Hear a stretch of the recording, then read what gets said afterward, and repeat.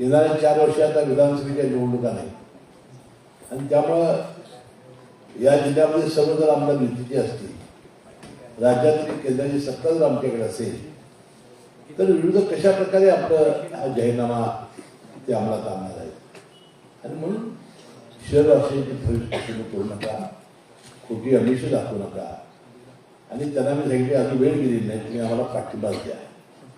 मी अशासाठी आता उल्लेख करतोय की खरोखर काही होणार नसेल तर जनतेला फुलदापा देऊन वेळ मानून नेणं यात काय फारसा अर्थ नाही.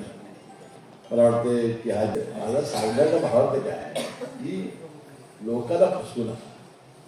कारण कसलंच काम जर तुमच्याकडे होणार नसेल, एक पैशाचा निधी जर आपण आणू शकला नसतो तर इतका मोठा डॉलर कसा आपण सांभाळतो. आणि म्हणून आम्ही सातत्याने सांगितलं बाबा आता ठीक आहे, निवडणुका लढवाव्या लागतात, पक्ष म्हणून आम्हाला करावं लागतं, पण त्यालाही माहिती आहे की काय होणार.